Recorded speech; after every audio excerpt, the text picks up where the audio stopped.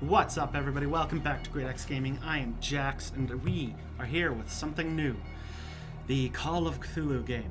Now, some of you obviously realize I'm wearing headphones for the first time in a good long while. I didn't like wearing headphones, mainly due to the temperature of recording under lights and all of that, but I have recently decided that with my audio balancing issues some people have been complaining about, I'm going to try and take steps to fix this, which in this case includes, let's rotate that a little, includes me balancing out the feedback I was getting from the speakers to the microphone, because I know there was some of that issue. I listened to some of the recording I made earlier today, and especially with this game, there is definitely some audio echo, which is not great. So we're starting this game fresh, new, and hopefully the audio will be better. As always, if you think I need to adjust something, make voices louder or whatever, just let me know. I've been trying to fidget with things, so we'll see how it goes. I played for a little bit just to get some test audio of this game, and honestly, I didn't get very far. So we're going to dive into this with some better recording, hopefully, no echo, and see how it goes.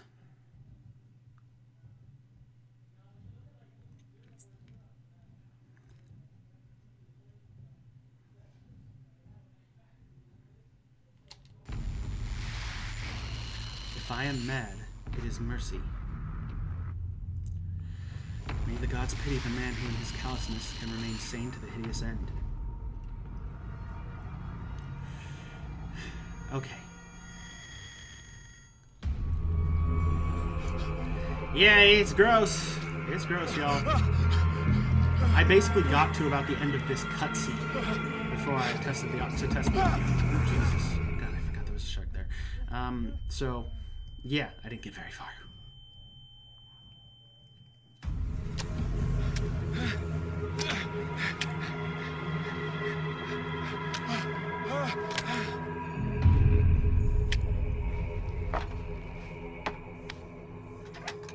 Well, it's unlocked at least. That's something.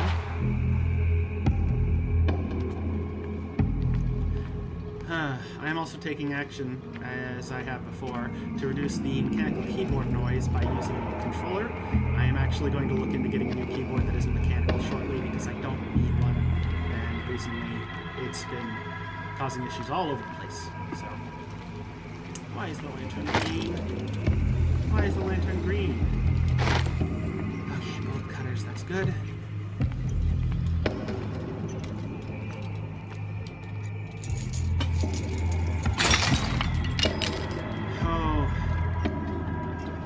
Open. Oh. I have to actually open it. In my wake, pulled along. Fate inescapably draws you on. Don't like that at all. Don't like that. Oh yeah, the other reason I hated wearing headphones to play horror games is because it gives me a fucking heart attack. What a putrid offering. Oh, I hate it. I've also been... Fight. You have been chosen. Nope. Nope. I'm out. Fuck you. I'm out. Fuck you. I'm out. I've also been trying to take steps to reduce some background noise that gets picked up in these audio recordings. Everything has already been... What's wrong with their face? But perhaps you will attempt to change your destiny. What's wrong with his face?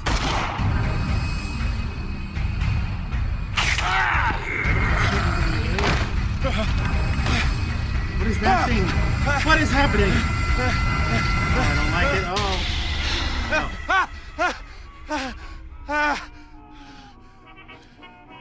Okay. I hate whiskey. I wonder why I still take these things.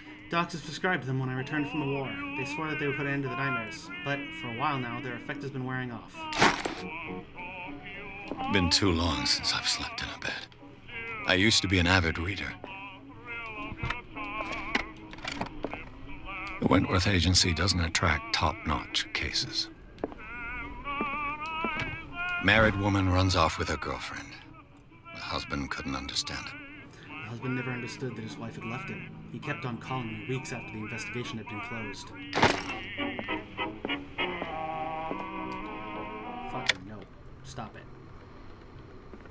Natural sciences, linguistics, archaeology. A good old story of blackmail in a speakeasy. The bar owner who hired me didn't like the way I closed this case. But when you're already outside the law, there's not a lot one can do against a private detective who's got proof against you. Been a while since I jotted down something other than my nightmares. Doctor can well repeat to me that I no longer need my remedy to keep my memories at bay, but I know that if I stop, the memories will return. One of these mornings, I probably won't wake up.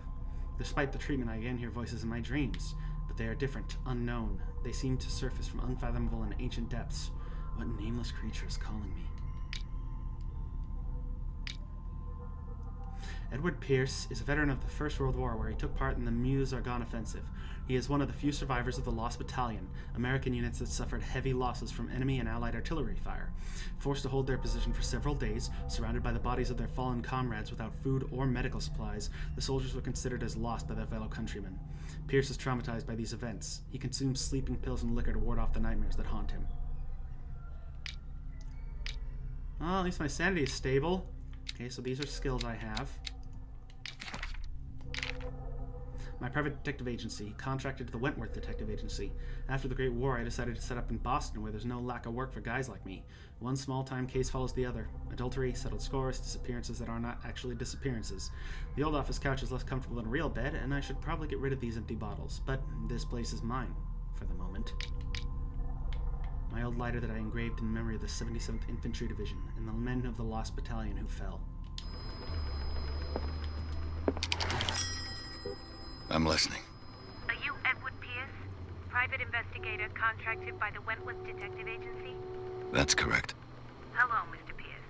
I'm Lucy Sherifield, in charge of investigators over at Wentworth. I'm calling because of a problem with your file. A fire has destroyed some of our documents. Oh. Is that right? I'm so very sorry, but I have to collect your personal information yet again. Oh! Starting character points. Eloquence, seeing hidden things, physical strength, investigating talents, psychology, occultism, medicine. Well, always good, and leaves us with 2 points. Can I put, yeah, okay, medicine. That seems good. Thank you for this information, Mr. Pierce. Our files will soon be up to date. And on a related matter, may I raise a sensitive question? What's wrong? As you know, we wish to closely monitor the progress of our contractors. And it would seem you've been accepting fewer new cases. Work is scarce. Mr. Pierce, you know as well as I do there's never been more investigative work It's than really now. weird to hear it in But are those cases worth it? They're worth not losing your license. Show yourself worthy of the Wentworth Detective Agency, and we might keep you on the payroll. Mr. Pierce, are you still... I'm coming. Yay, I'm playing the trash, drunken, hardboiled detective cliche. One of my favorites. It actually is. Sir, I came here on the advice of a person whom I hold in high esteem. Me. And I must say that I expected anything but a drunkard's lair.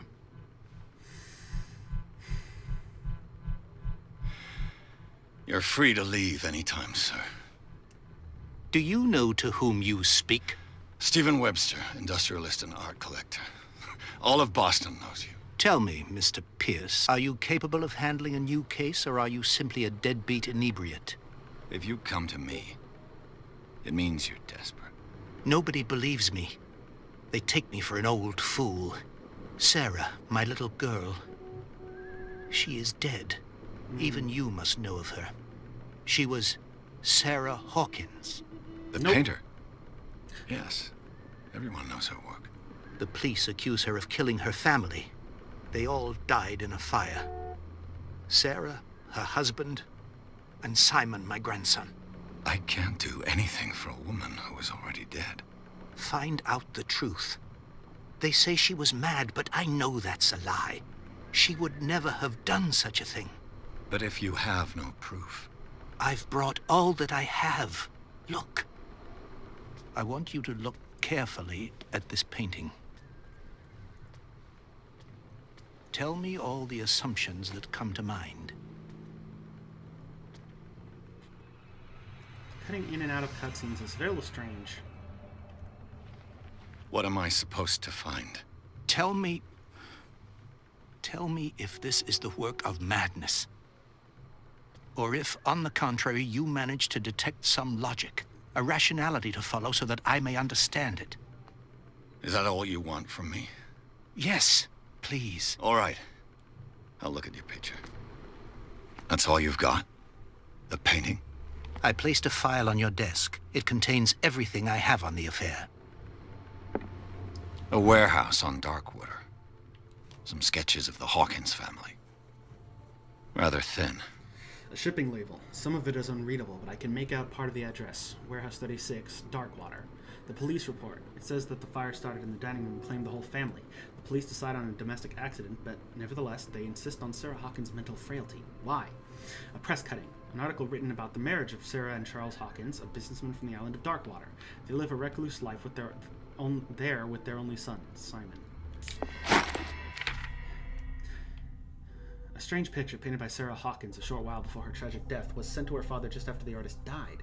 He is convinced that she is the sender. He brought me the painting so I could examine it. Stephen Webster, the wealthy industrialist, came to my office. He wants me to reopen the Sarah Hawkins case, named after his daughter, who died in a fire alongside her entire family. I must examine the documents he compiled in order to know more about the case. Oh. Its strange beauty isn't enough to hide the feeling of dread it carries. So, Mr. Pierce, what do you make of these elements?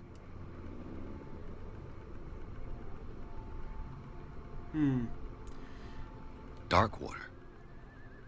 Never heard of the place. Where is that? It's a small, remote island off the coast of Boston. Sarah lived there with her son and her husband. I suppose you want to ship me off there. Darkwater holds the secret regarding my daughter, Mr. Pierce. You must uncover it. I'm a private investigator, not an art critic. I guess you're not as clever as you think, then.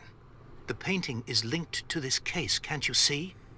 You must find the meaning behind all this. You must tell me if what the police suggest about the mental state of your daughter is true. No. Sarah had visions. Everyone knew that. She never would have hurt a fly. She only thought she saw things. Saw things? What do you mean by that? I never knew what she meant by that. My daughter was an enigmatic figure, Mr. Pierce. You must find out the truth about her life and death. The sender's label mentions Warehouse 36. That's right.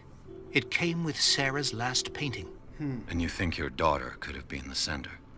That is what you must find out. Go to Darkwater. Find Warehouse 36. Her husband was a big deal on the island. But the police are sticking to the accident theory. Though they mention Sarah's mental state was fragile. I believe you are right, sir. This case is not as simple as it appears. I am aware of that. I believe there is more to this case than just an accident. I think I'm beginning to understand. I'm willing to do anything for my daughter to recover her honor. Quiet down. I'm on your side. Let's sum things up. An artist dies with her family in a house fire. Your only clue is a sort of promontory painting sent from Darkwater right before her death. Correct. And the rumors about her supposed folly. Which you don't totally deny. Find that warehouse. Find out the truth regarding Sarah Hawkins' death. You'll be handsomely compensated. All right. I'll take the case. I'll go to Darkwater and look into the death of your daughter. Thank you, Mr. Pierce. I didn't expect any less coming from a man in your situation. Jesus. Something's queer. But it's not like I have a choice. Darkwater. Stephen Webster, 63, businessman, a wealthy businessman, well respected in the Boston area. Stephen Webster came to me in order that I might investigate the death of his only daughter, Sarah Hawkins. The man accepts neither refusals nor inconvenient truths. He is ready to do anything to prove that his daughter was not mad. Charles Hawkins. Charles Hawkins was a local celebrity in Darkwater. The heir of a shipowner family, he used to travel a lot. He met Sarah Hawkins during a trip in Paris. They fell in love, got married, and Hawkins took her to the remote island of Darkwater. They had a child named Simon and lived a very secretive life. Sarah Hawkins, a painter known for her tortured artistic universe. She was worshipped for the strangeness of her work and the rarity of her public appearances. I seem to remember that she once said, "I paint what my dreams whisper to me." Her marriage to Charles Hawkins years ago surprised high society columnists. A wealthy Boston heiress, known for her partygoing, chooses to follow her new husband and live as a recluse on the island of Darkwater. She disappeared from the front pages of newspapers and nobody heard any more about her. Even her death in a fire remained a secret. Only her father, Stephen Webster, continues to seek the truth. Only son of Sarah and Charles Hawkins, he died in the fire that consumed his whole family. Intuitive and visionary artist for some, overpriced imposter for others, Sarah Hawkins leaves nobody indifferent. This mysterious and reserved painter offers strange images with violent colors and wild strokes to the world. If her paintings are a testimony to her vision of the world, then the world of Sarah Hawkins is a portal open to other dimensions. Extract from the notebook of Edward Pierce, private detective. This painting depicts a monstrous silhouette threatening a woman and child. Flames can be made out in the background. Stephen Webster, the father of Sarah Hawkins, thinks that it is linked to the death of his daughter.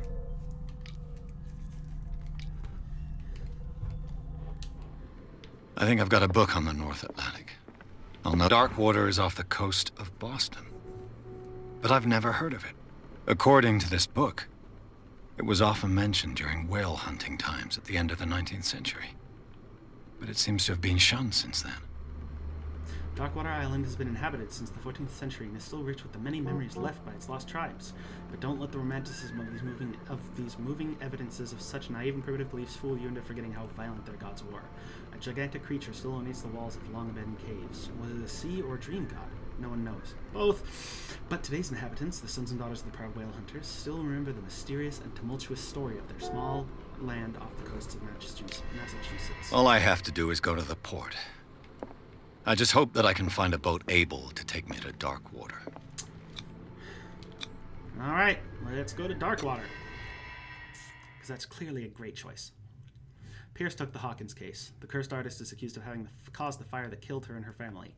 As the only clue, she left her father a disturbing painting. On the shipping label, an address, a warehouse set on the docks of the island of Darkwater. The place seems to be the starting point for Pierce's investigation. Sounds about right. And now we do the loading game. Actually, we'll be back after it loads. Hey, here we go.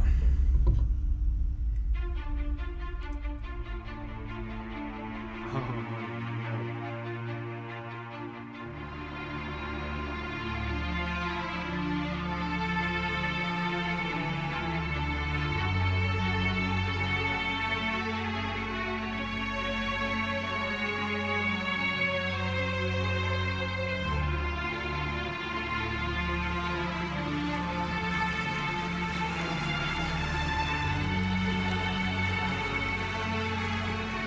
Even got a fucking long trashy code. I love it. Fucking one of my favorite trope archetypes.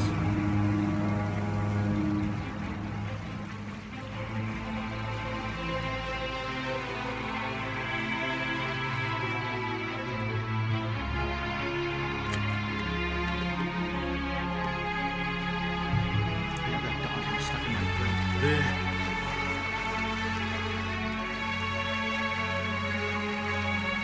Almost there. I'm gonna adjust the music volume after this. This is very loud music. Very loud music.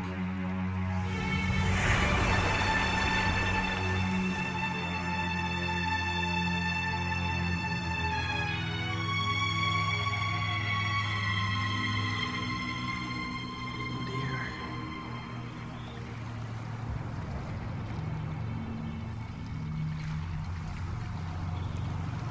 Skilla, come on!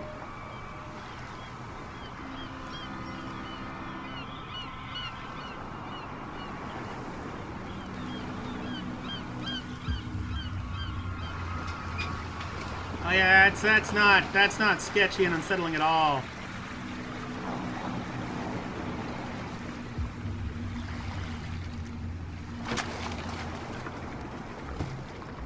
Stay on board. There's guys coming to unload.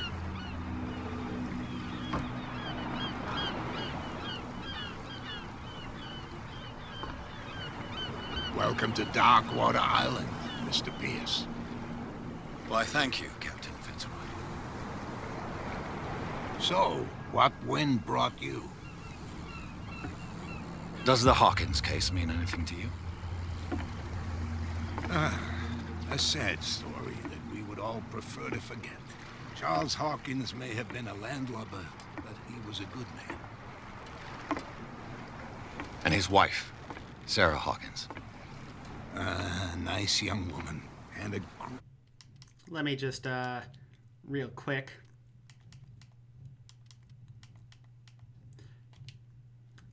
That should be better. Great painter, what a tragedy. You know what? Go have a drink at the Stranded Whale. What you need is a good pick-me-up. Mitchell may not be very welcoming, but his bar holds a surprise for you. As for me, you'll find me at the Harbor Master's office. If it's the Hawkins family that brings you here, I have a pile of documents that should interest you. Understood. I'm going for a look around the docks. Okay. Well, that seems like a good place to leave off, and we'll pick up in the next video with beginning our exploration of Darkwater. That's it for this episode. If you like the video, you know what to do. Like, comment, subscribe, all that good stuff. If you want to buy me a coffee, links down below. I'd greatly appreciate it. And thanks for watching. Later, y'all.